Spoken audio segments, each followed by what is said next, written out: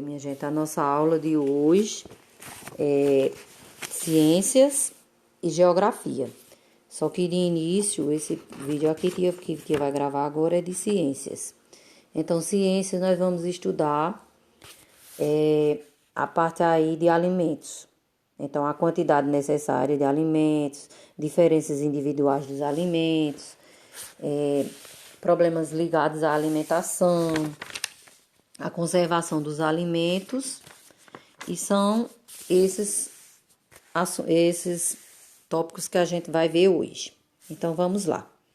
A quantidade necessária dos alimentos. A quantidade necessária de alimentos da idade, do sexo e do modo de vida de cada pessoa. Por exemplo, quem pratica esporte deve consumir alimentos mais ricos em carboidrato do que quem é sedentário. As necessidades alimentares podem mudar também quando consideramos situações específicas. Por exemplo, durante a gravidez, as mulheres geralmente precisam consumir mais alimentos ricos em calorias e vitaminas. Aí, quando surgiu aqui a palavrinha sedentário, eu vou explicar o que é sedentário. Sedentário é quem se exercita pouco, ou seja, quem não pratica um exercício, quem não faz uma caminhada, quem não vai para academia.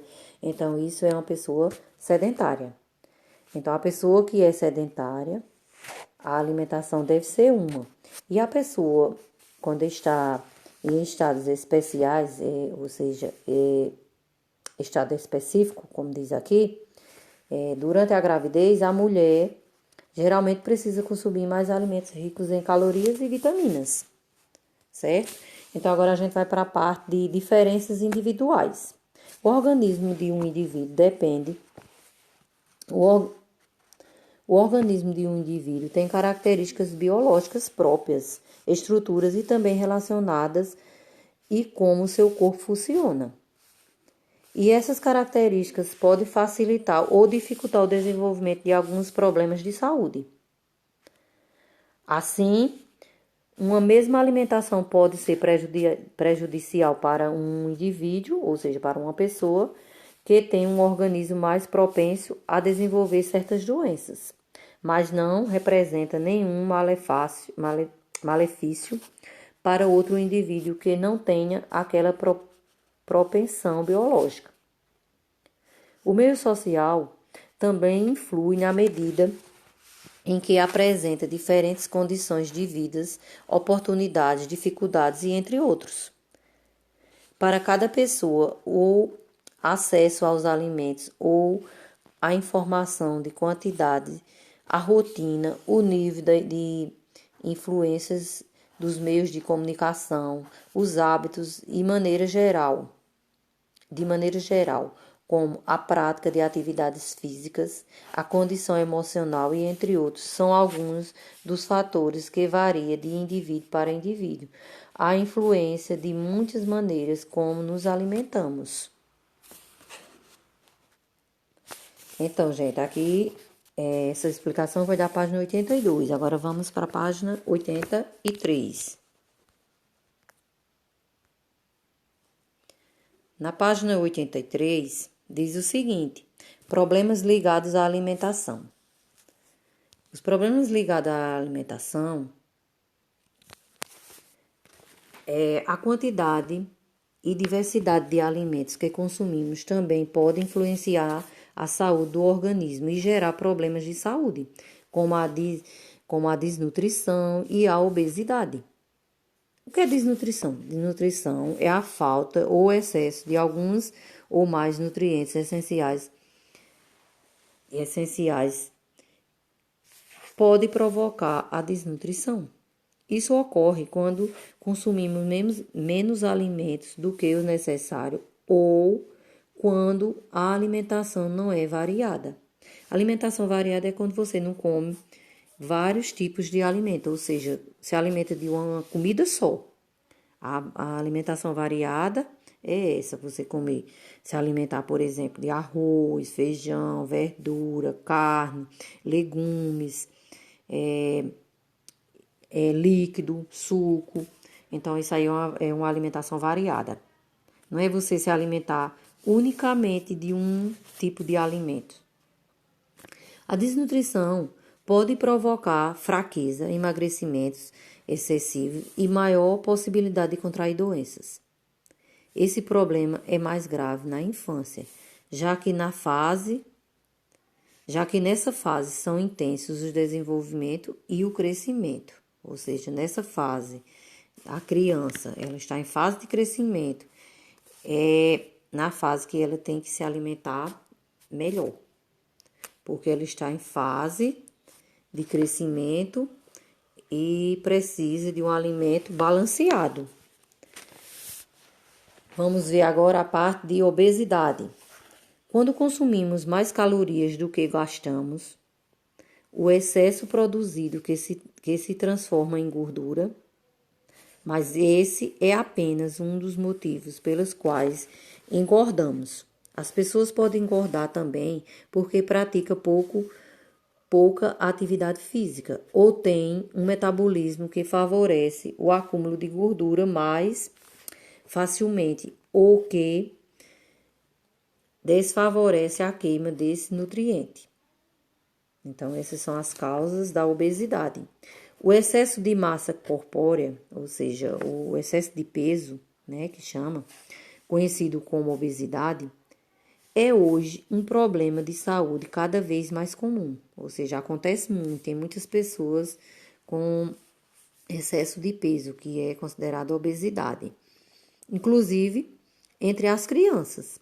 A obesidade traz riscos à saúde, pois está relacionada a algumas doenças, como as doenças do coração. Então, as pessoas que são obesas, elas contraem mais facilmente doenças do coração. Então, gente, aí na página 83, após a leitura do textinho aí, a obesidade, vocês vão ler um textinho que tem, ó, leia o texto a seguir. Aí abaixo tem uma perguntinha que vocês vão me responder. A partir das informações do texto, é correto afirmar que uma pessoa obesa não emagrece porque ela não quer? Então, por falta de vontade. Vejam aqui nesse textinho que vocês vão ler e responder. Agora nós vamos passar para a parte a conservação dos alimentos, que é na página 84. A conservação dos alimentos. Percebemos que um alimento está estragado pela aparência, pela cor, pelo cheiro, pelo sabor desse alimento. O apodrecimento é causado pela ação de fungos e de bactérias. Fungos e bactérias, muitas vezes presentes no ar e sobre a superfície dos objetos. Decompõe os alimentos e se reproduz rapidamente. Alimentos estragados não devem ser consumidos, pois pode causar intoxicação alimentar e outras doenças. Então, observe aí que tem o pão.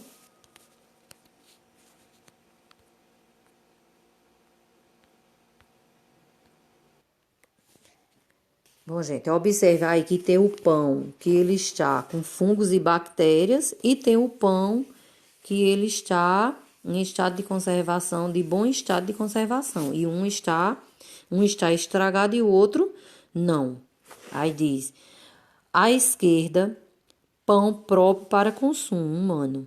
À direita, pão com fungos inadequado para o consumo. Ou seja, esse pão que está com fungos e bactérias, ele não pode ser consumido por humano.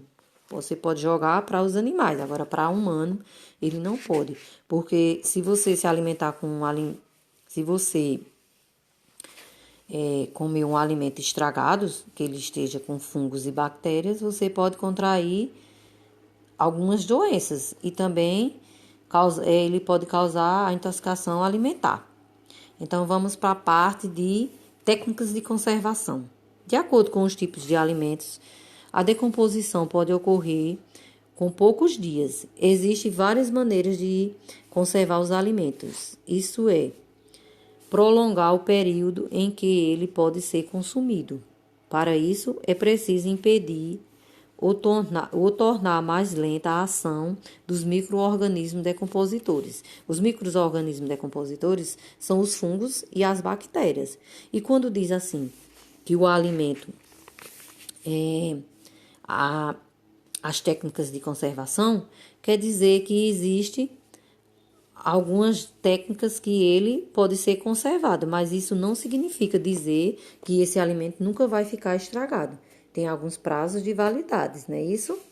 A desidratação. Na desidratação de alimentos, aí são algumas técnicas de conservação de alimentos. Na desidratação de alimentos, retira-se grande parte de água que existe nele. Fungos e bactérias têm dificuldade de sobreviver em ambientes com água, por isso alimentos desidratados duram mais. A desidratação pode ser feita, por exemplo, expondo o alimento ao sol e à defumação, e adicionando a ele muito açúcar ou sal. O açúcar é bastante usado na conservação de frutas, como na fabricação de comportas ou geleias. Então, aqui abaixo, observe que tem a banana desidratada e a geleia dessa fruta.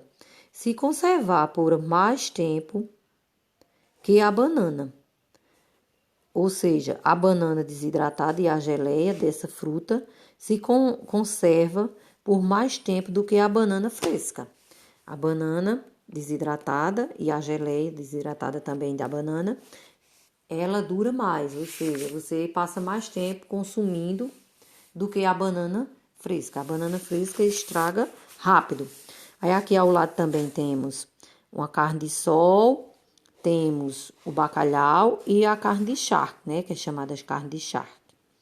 Então, algumas carnes não precisam ficar na geladeira, porque foram salgadas e desidratadas. Então, a partir da hora que você coloca o sal naquela carne, ela vai ficar soltando uma água e ela vai ficar desidratada e o sal vai conservar a carne. Então, aí não há necessidade de colocar ela no refrigerador, ou seja, na geladeira ou no freezer, porque ela já está com o seu conservante, e o conservante dela é o sal. Já na banana desidratada, o conservante dela foi o açúcar. Mas nós temos também algumas técnicas de conservação que diz aqui a defumação. Aí do lado tem a palavrinha defumação. O que é defumação? Vamos ver o significado da palavra defumação? Defumação, processo de conservação que expõe alguns tipos de alimentos à fumaça proveniente da queima de partes de plantas. Então, isso aí é a defumação. Nós temos também